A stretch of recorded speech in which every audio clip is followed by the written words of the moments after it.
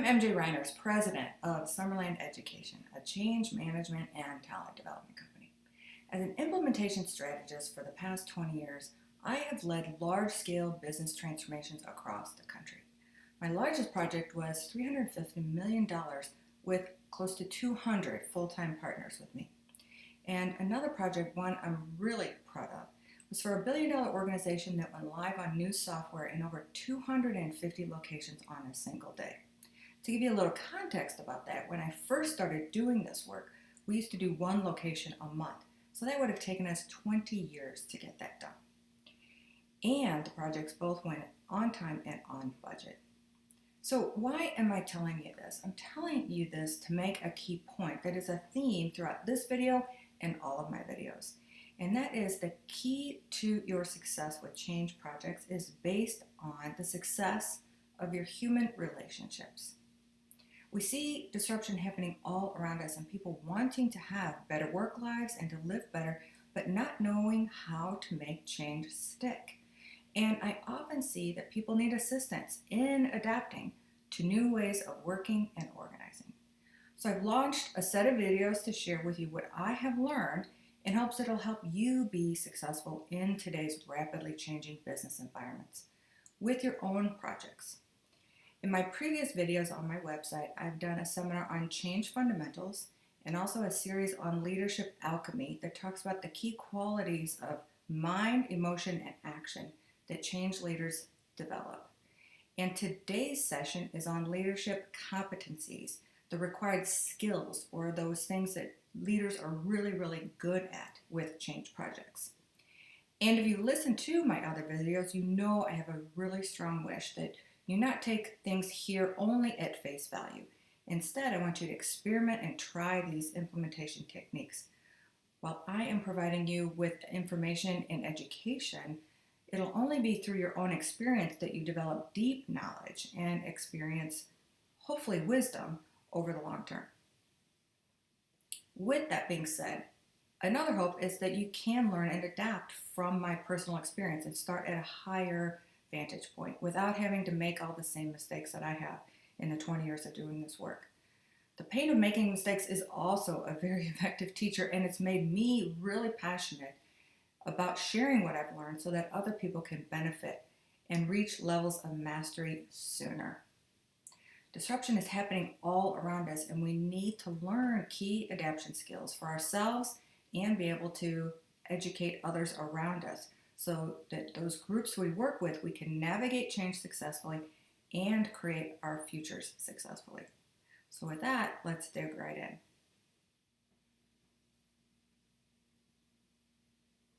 So I'm going to start today's session with a look back to the first industrial revolution to give us perspective on what's happening in our world today. One of my most favorite business authors is Dale Carnegie, who was born in Missouri in 1888, became a very successful business writer for both self-improvement and sales books. And Dale Carnegie taught the importance of human relationships to success. That was his key theme, which is just as important today, as I mentioned earlier in the intro, as it has ever been. Another Carnegie in that era, Andrew Carnegie, was born in 1835, 50 years earlier, and he led the expansion of the steel industry during the first industrial revolution and became one of the richest men in United States history. Now, Dale and Andrew were not related, but both were from very humble beginnings and both became massively successful. And one of Dale Carnegie's most brilliant marketing moves at that time was to change the spelling of his name from G-E-Y at the end to G-I-E. And he did this at a time when Andrew Carnegie was one of the richest men and at the peak of his career and very, very famous. And in doing that single move, Dale Carnegie was able to elevate his sales reach and his market to people because people made the assumption that he was related to Andrew Carnegie. And both men lived and prospered in the first industrial revolution from 1750 to about 1850, where technology changed the United States in deep political, social, and cultural ways. So when we look back to this period, we can get perspective on what's happening to us today. And a question that I have asked is, what lessons can we learn from the first industrial revolution to the one we're in now, which economists refer to as the fourth? And one big lesson learned caught my attention and resonated with me. And it was that technology changed faster than people could keep up. People struggled to adapt. And leading economists say that we're at the beginning of the fourth industrial revolution, where we're starting to see the digital age that began in the 1970s. And today, society is experiencing the same struggle. Technology is advancing faster than people can keep up. And this is going to continue throughout our lifetimes because we're seeing a convergence of physical sciences, digital sciences, biological, which is forcing us how to change the way we work and how we live. And when new laws, new processes, new programs lag behind the technology or even environmental changes, a lot of pain from disruption can occur. And we see this today. We see the lag is causing people to really have to suffer. Today, in essence, we're living in two worlds where we have one foot in the old, and that's going away very, very rapidly and has been exacerbated by COVID. And we don't yet have a firm new foot in the new one, and there's struggle. So as the old way is leaving, but the new way isn't yet here, the pain is real because human needs are not being supported and their needs are not being met. So how do we do that? How do we close that gap? How do we change to a point where we can adapt? And I believe there are three key keys to us being able to successfully move there. And that is the importance of human relationships. So to tie this back to the Carnegie story, the Carnegie Foundation for Advancement of Teaching. Now, this was founded by Andrew Carnegie, the King of Steel. They did some very interesting research and found that 15% of financial success is based on technical knowledge. So even though we're very focused on new technologies today, technical skills only make up a small fraction of our skill sets. Whereas 85% of our success is based on experience, expertise in human relationships, and the ability to lead. And this also was the key theme of Dale Carnegie's work and the main focus of his successful books. How to Make Friends and Influence People sold over 30 million copies since 1936. The human relationships and leadership are keys to success and will help us cross this chasm to the fourth industrial revolution that we're in today. And as you gain success, you have higher earning power, greater value to your communities, to your families. All of these skills apply to more than just one component of your life.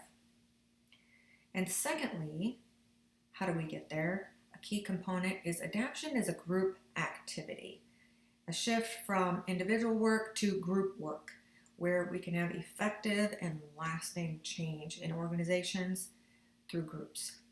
And in my work and implementations over the past 20 years, I have found that the vast majority of people don't change on their own initiative. You can have the best product or the best service, but without people adapting and using it, you won't continue to sell. So what you have to help people is adapt and to support them as they're learning new skills and building new habits. And it takes leaders to help lead and teach others. And that's why we need people who have great change management and leadership skills to help build effective and lasting change in their organizations and in their communities, which will help your business, your career, your families, and again, your communities. A third key aspect to helping us close the gap and beginning to have better adaptation skills is to work with people who have gone before you. Work with people who have done it before. If you've ever gone rock climbing, I use this analogy with this picture here, or climbed a mountain, you do it with expert guides. They give you explicit instructions on exactly where to look, exactly where to put your foot. They know every single safe crevice in the wall so that you have a sturdy and safe experience and you reach the peak successfully. So you need those experts, you need those people who've gone before you in order to help you climb that peak as well. And so in this class, and like my other seminars, my purpose is to give you practical, proven tools which have worked, and you can load up your own tool belt and try them out yourself so that you can be an effective change leader. And in the process, it does require you to get out of your comfort zone and to help others do the same. And as you begin to rely on your own internal resources, you'll be able to recreate repeatable success. So for today's objectives, I'm going to walk through a couple different things. First, we're going to start and compare and contrast two different common organization models and discuss various ways that leadership is different in each model. Then we'll walk through 4 specific competencies. We're going to talk about problem finding, relationship building, decision making, and inspiring communications. And lastly, today we'll do a little bit of work on your leadership growth plan. Now, I did provide on my website a leadership assessment that ties to both this video series as well as the last one that I did on leadership alchemy. So if you'd like to stop the video here and download that so that you can take notes along the way, that would be an effective tool for you to track your progress.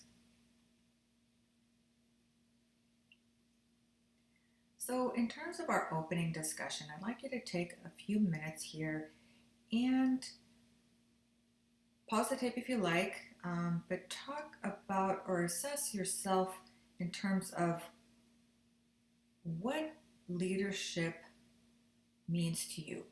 What qualities or competencies does a leader exemplify that you want to emulate, and what about them makes a great leader? When you think of a great leader, who do you think of? And just go ahead and write down what first comes to mind, because sometimes the very first impressions are really great insights for us to explore and probe a little bit deeper later on. So don't try to overanalyze it, but what are those first things that come to mind? And how do you define leadership? And this is a key one. Why do you think of leadership that way? Is it based on your personal experience working with other leaders? Is it something that you were taught? So go ahead and write that down. And then secondly, what skills do you want to develop? What do you want to get out of this session or other leadership sessions? How do you evaluate your own skills? And you're the only one who's going to see this, so you don't have to share it with anyone. So the more honest you can be with yourself, the greater you can grow.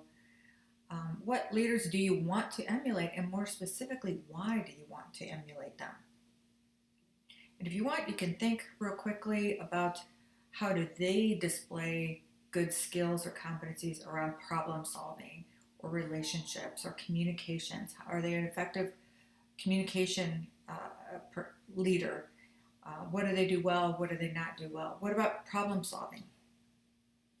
And what do you like about their style? And what do you want to emulate? What about your own style do you like? And what do you want to improve? So those are some great concepts to start at the beginning of this session. And I have had some great leaders in my career, and I've had some that are not so great. And I've also said that bad leaders I've learned a tremendous amount from, because I learned what not to do. So write that down as well, some of the things that you want to make sure that you don't replicate.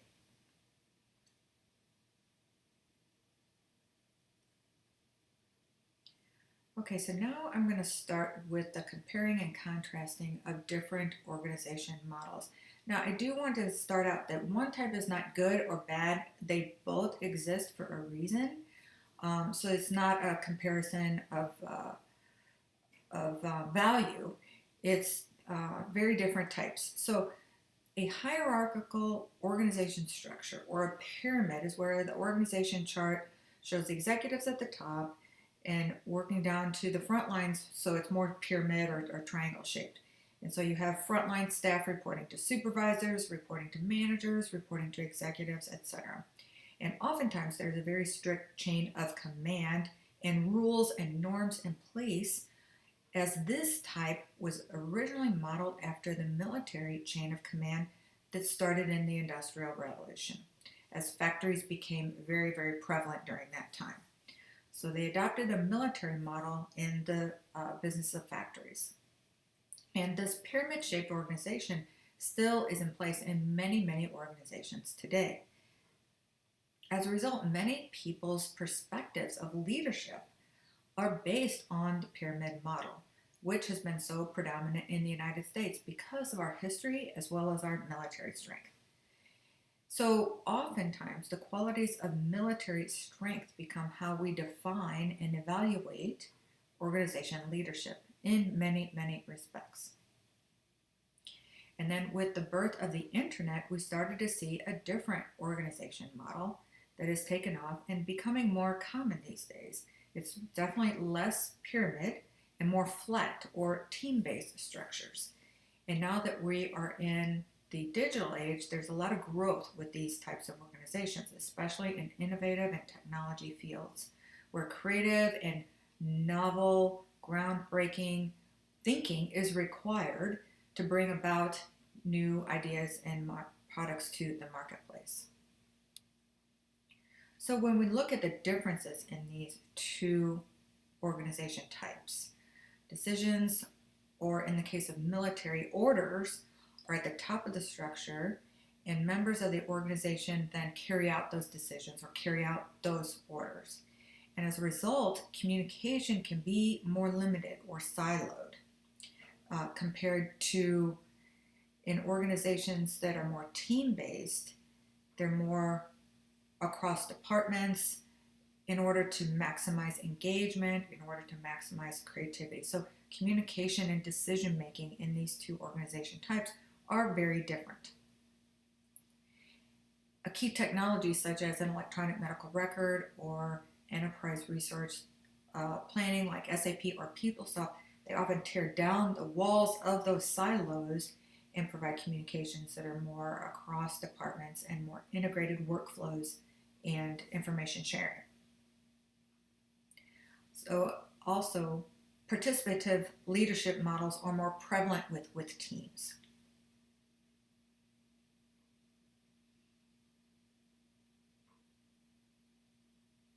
And then taking these organization styles and comparing the leadership, because leadership in these two organizations are very different. And before we go forward, another question to ask yourself is, are there situations where top-down leadership, more of that pyramid organization, or even authoritarian leadership is best? What are those situations? Because these are very good for particular environments. So it's something to be aware of. When would participative leadership style be more effective?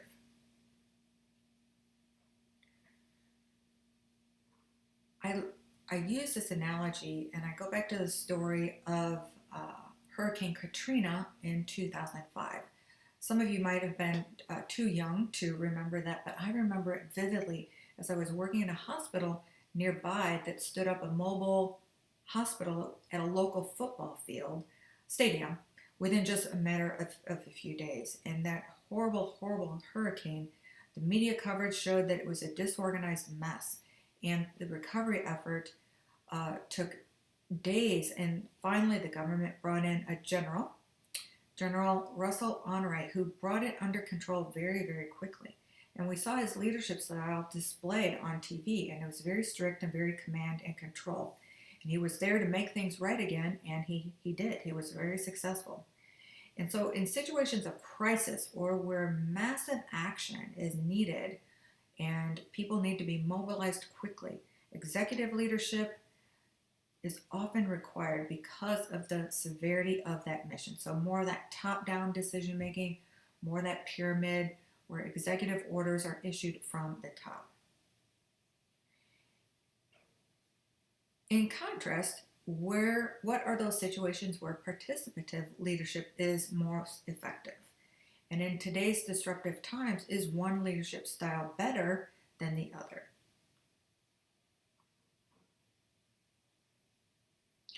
Flexible and adaptable leadership traits are most effective and therefore valued in times of disruption, where we are today. So we're seeing more and more of the flat organizations and more of those team-based leadership styles. So if you're going to be a change agent, you need to learn to walk the talk yourself, effectively manage change within yourself, and be able to master those change skills in order to lead others.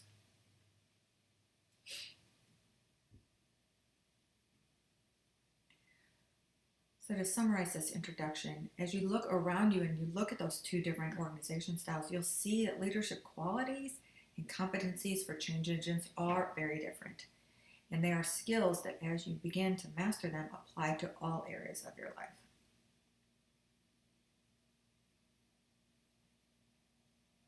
So today we're going to talk about 4 key competencies that you as a change leader can begin to work and develop. We'll first address creative problem solving, and then I'll also go through making sound decisions, nurturing lasting relationships, and communicating to inspire.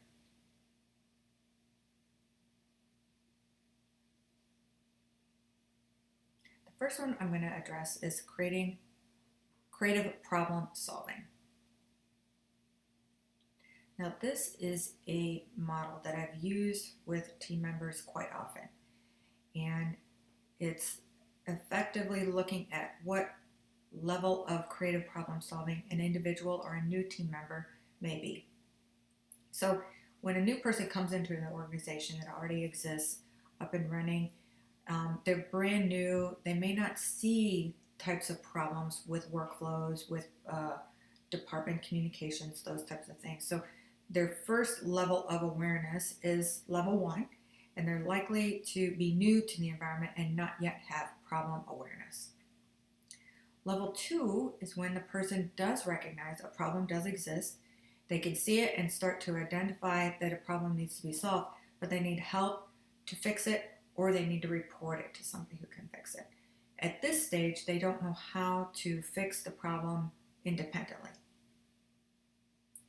The third level is they know how to identify, or they can identify the problem and they know how to fix it themselves, and they preferably take action early and correct the problem when it is small. They are proactive problem solvers and they take action. And then level 4 is when a person sees the underlying causes of a potential problem and works to address those underlying causes and put preventative measures in place to minimize future problems altogether. And here the focus at level 4 is on prevention.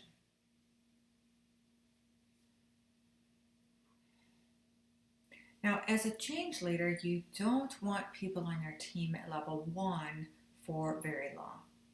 It's your job to see that new team members are trained on common problems that your organization encounters and helping them to be educated on the typical problems that they may be encountering based on a project or deviations from company values, company expectations, talking about missed deadlines, poor customer service, etc. A lot of organizations don't train their employees this way. So each staff member has to learn through trial and error, which can be really frustrating for them, and actually it's quite costly to the organization. Think about the cost of every employee or many employees making the same mistakes over and over again. And this does happen quite frequently. So what to look out for and how to correct a problem are part of great orientation programs. So how about level 2? You want a new team member to be at that phase as soon as possible. And so there are 2 techniques that I use quite often to get them there. If you can do this within 2 weeks, 6 weeks, depending on your organization, that's ideal. And then how do you do this? How do you help a new team member go from level 1 to level 2? First of all, I really encourage teaching organization values and guiding principles. What is important to that company and why? This is a big part of corporate culture. And when a new employee has a sense of that corporate culture, both what's important and what's valued in the organization, then they have a framework to make their own decisions and help guide their own behavior. It's just not possible for leaders to teach specific problem solving to every type of problem that may be encountered. So you want employees that can use their best judgment and have an anchor, again, that framework for which to make those good decisions. So guiding principles and values are that backbone, are that framework for good decision making. And we do see leading companies today are actually starting to educate on culture even in the interview process as they're assessing new candidates for their organization to determine if it's a good fit.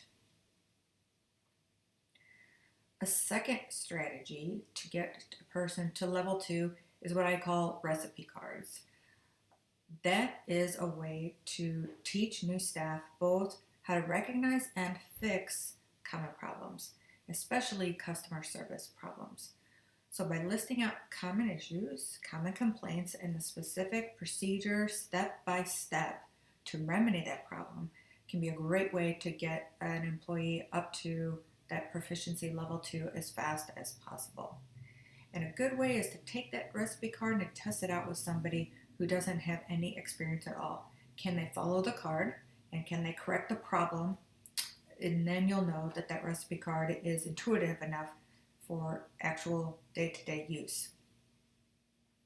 And a bonus idea here are recipe cards are great for customer service, but everyone in your organization should know how to handle customer service problems. And so having everyone trained through recipe cards on customer service issues is a great way to expand that throughout all of your organization.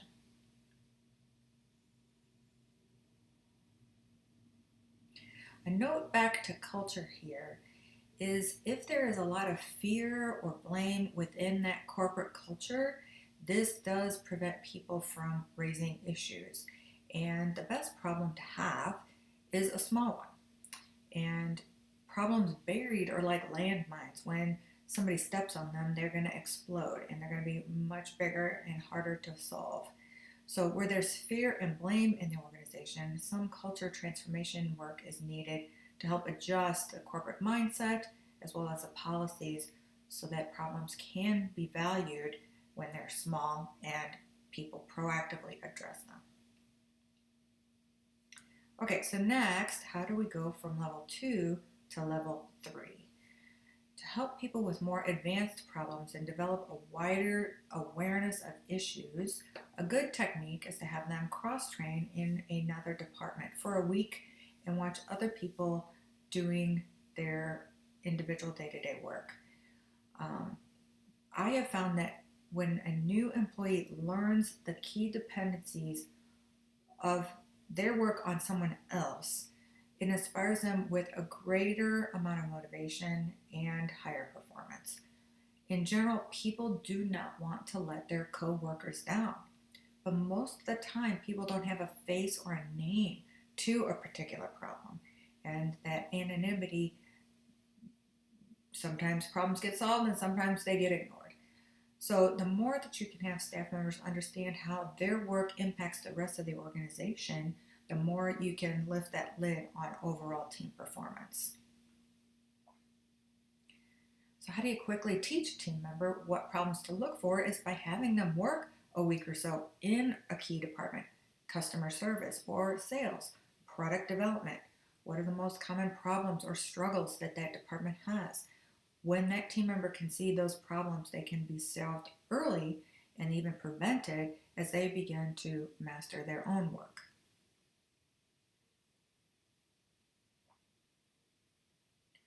Another technique for level 3 is a term one CEO that I worked with referred to as smelling smoke. And the important thing about smelling smoke is that it can be taught. The key is you have to teach people to proactively address problems when they're small. And a point about this that I just referenced is that the culture has to be a safe enough environment for that employee to call out the problem and then to take initiative to fix it without fear of being blamed for raising an issue.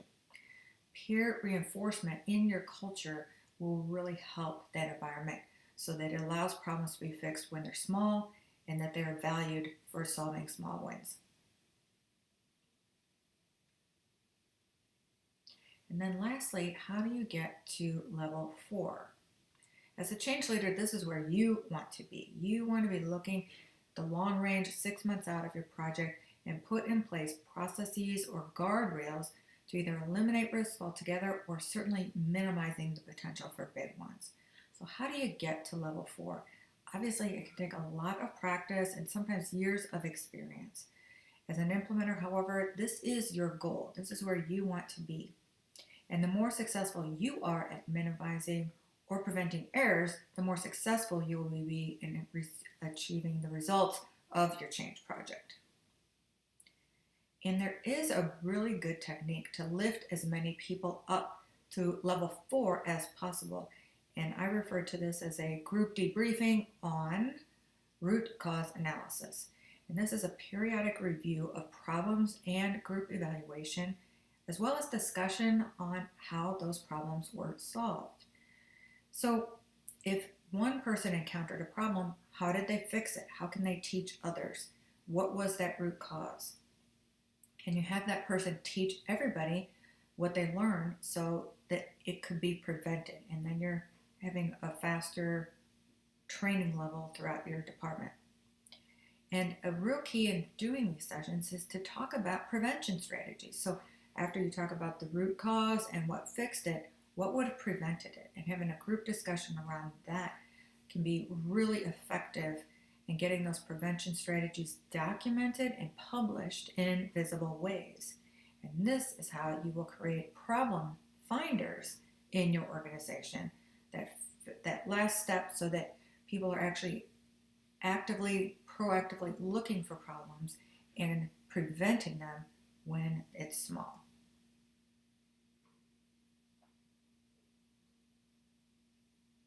So problem finding is an important philosophy in order for the business to have an awareness of the cost of continuing a particular practice. So measure it, cost it out.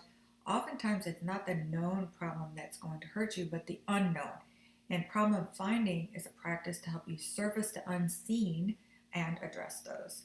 So as problems are minimized, the organization frees up its most precious asset, which is its people, to engage in higher valued activities like innovation and advanced performance.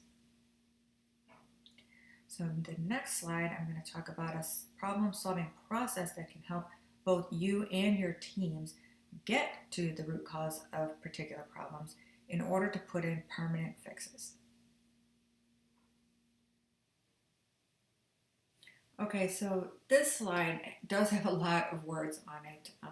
My daughter is a communications major. She's always yelling at me that I have too many words on my slides, but this is an important process. I want you to have it. If you'd like, take a picture of it as we walk through each of these steps.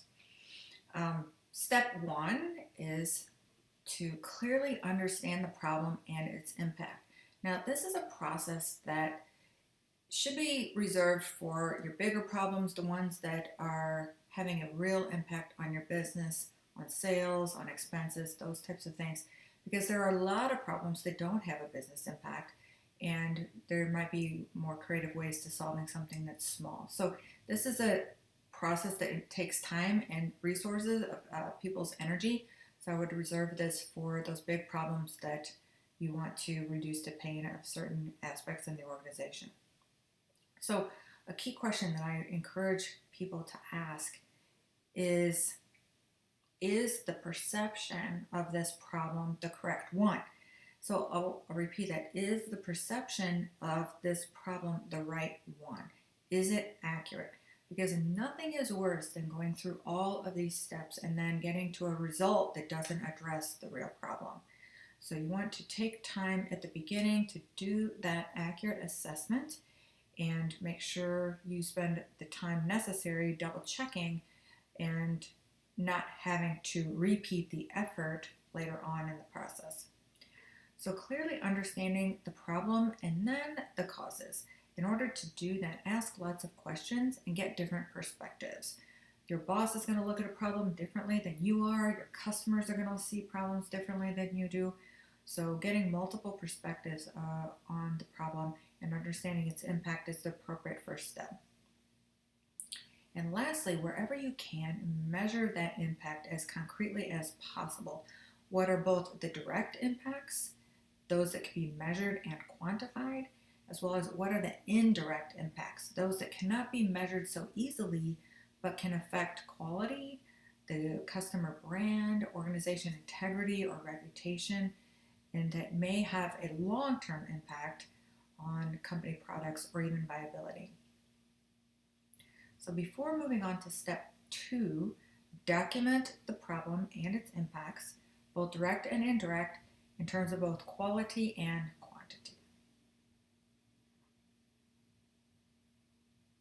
The second step is to determine the root cause or causes. And you want to get as specific as possible and document the problem and its causes. Complex problems, especially problems that involve technology, can have multiple causes. And a key question to ask is, what is the root cause versus what is the symptom? And a good way to remember what the root cause is that I use is the analogy of, in a room full of flies, who's using the fly swatter and who's shutting the window. So the person shutting the window is addressing root cause, the reason why there are flies in the room. And the person who's using the fly swatter is addressing the symptoms, getting rid of the flies, but they keep coming into the room. And one word of note here is that in serious situations, critical situations, use the medical process used for medical emergencies, and that is to first stop a bleeding, stop the main impact of the problem, and stabilize the patient. Get them in a safe, stabilized position before you start addressing what really happened, what the diagnosis is. This is your first course of action, is to stop the bleeding and stabilize the patient.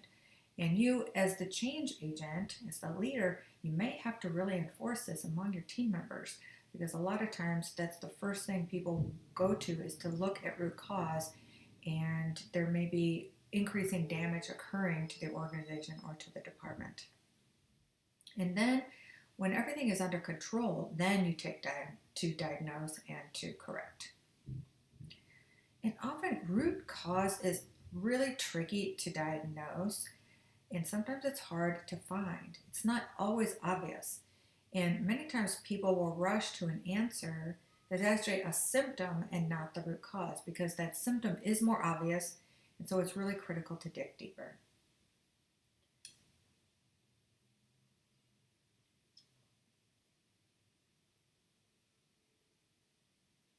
So what I do is encourage asking why 3 times. And if you get through why is that happening, and then the next layer and the next layer, sometimes I actually do 5. If you can get to those, you usually can get to the underlying situation or cause of what's making the problem exist. So you want to measure each problem root cause quantitatively and qualitatively, as concrete as possible, and this will help you determine where you're going to start. Is it one root cause that's causing 50% of the problem? Is it one that's causing 10% of the problem? Those types of things will help you set priorities. And then lastly, in determining root cause, you want to document those causes and the symptoms. Okay, so back to our process. Now you have determined your root cause. Step 3 is to identify potential solutions. So in considering your options, what options fix the root cause and what options fix the symptoms? Remember, the obvious answer is not always the right one. So sometimes it might be the easiest one or the one that takes the least amount of work. So is the solution going to fix the problem and prevent a further occurrence, or just put a Band-Aid on it and deal with the symptoms? And it's true, sometimes that's required. You may not have the permanent fix, especially if it requires a purchase of some kind or a new piece of technology. So you may have to develop workarounds, but this is a process where you want to consciously choose to do that versus just developing workarounds that wind up being a bunch of band-aids that don't really get you where you want to go. And then what are those low-hanging fruit types of solutions? The easy ones that cost next to nothing, easy and readily available. Do those first and then come back and reassess. Is the problem materially better? Sometimes small solutions or small fixes can provide a big impact to the overall problem. And in identifying the temporary fixes, note this can be a danger because people get used to them and they may not ever go back to solving root cause. So is this something that can be lived with? A lot of times, yes. However, in situations where you develop workaround on workarounds to the extent that overall they're developing just a house of cards, it's not going to hold up under pressure. And then in a crisis moment, the whole thing comes crumbling down. And humans are really creative and they will identify the fastest solution just to get by, especially in high pressure situations. And as a change leader, you want to make sure that you get to root cause in order to permanently improve. So before going on to step 4 in terms of setting deadlines, these are the questions you want to document. Is the solution identified worse than the problem?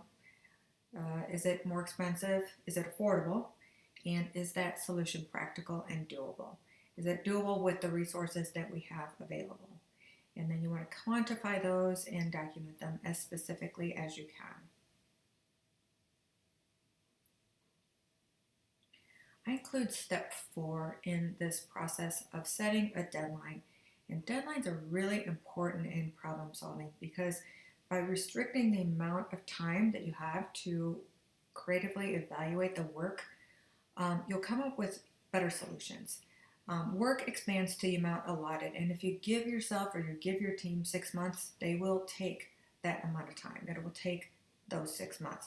But when you set limits on your time, the creative thinking process increases, and there's a really important reason why this happens is that deadlines increase people's focus and they're putting more energy into solving the problem and they're doing that collaboratively.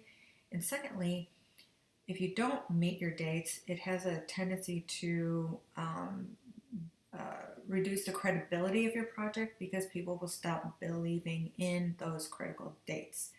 And if needed, set a deadline and fix the smaller parts of the problem and keep chipping away at that underlying root cause. Step 5 is to do a cost-benefit analysis on the top 2 or 3. What are the most practical, the most immediate solutions available? And then do a cost-benefit analysis on the root cause, the permanent fix. How much will that cost and how long will it take? And then you want to compare those two. Is it worth going after root cause? Is it affordable and practical at this point in time? Or do you need to do some immediate short-term fixes because that's more practical and affordable at the moment?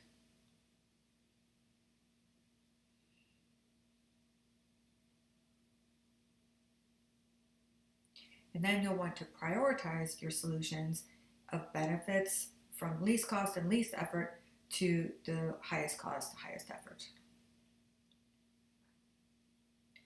As you choose a solution, then step 6, you want to test it out.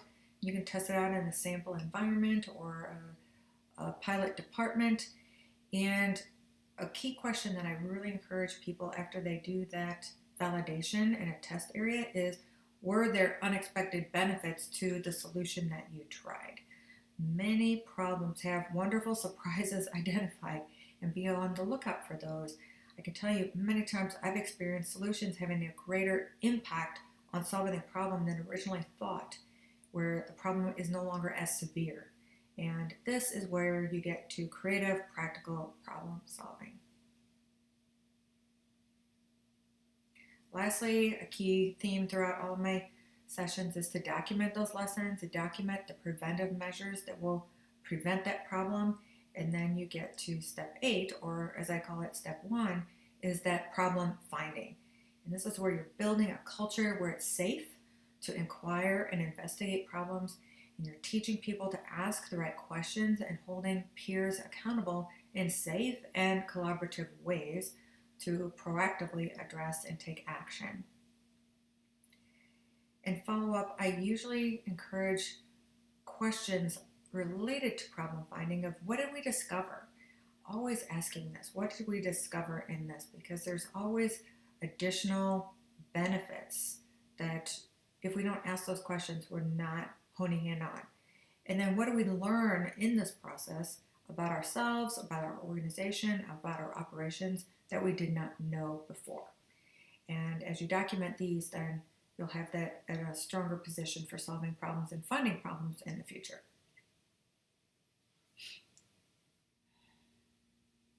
Lastly, here are some implementation tips that are practical to consider when you're problem solving. First of all, if this problem has been solved elsewhere, learn that solution first. That'll allow you to go much faster and get to a proven result that somebody else has already arrived at. And this may be within your industry, or even think out of the box and look at other industries to see if that problem has been solved already. Secondly, as a theme throughout my series, stay practical and go small. It's very, very easy for people to get really, really excited, especially if there's a lot of pain involved, to do creative and really broad or grandiose problem solving. But complexity kills execution. So it's very, very important to stay practical, stay small, and solve and begin to work on the smallest version of the problem and continue to grow and get more advanced as you continue to go. Remember the overall principle that perfect is the enemy of good.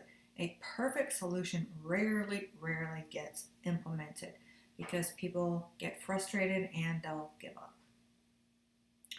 Another is to avoid single solutions where there's only one answer to a problem. Sometimes people will fixate on the ideal and come up with a solution that they think that's the only way it can be solved. But as a leader, it's important for you to try not to get attached to a single answer and help people to address problems incrementally if possible. You also want to avoid hidden assumptions. As the change leader, you have to be the one who asks those questions. You have to fact check. And others likely won't do it.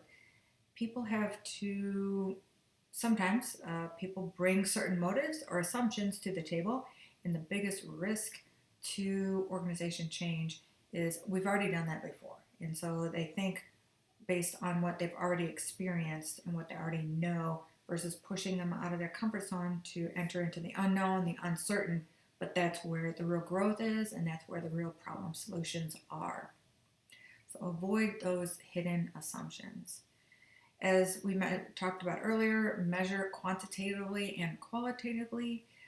Don't expect permanent answers and focus on now.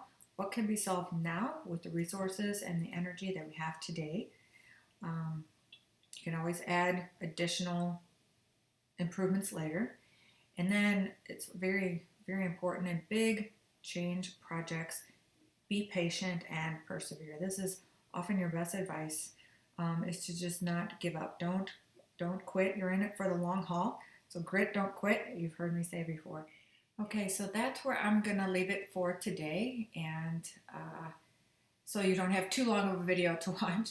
And in the next session, I'm going to address the last 3 competencies where I'll talk about sound decision making, communication to inspire, and nurturing lasting relationships. So when you're ready, we'll see you at the next session.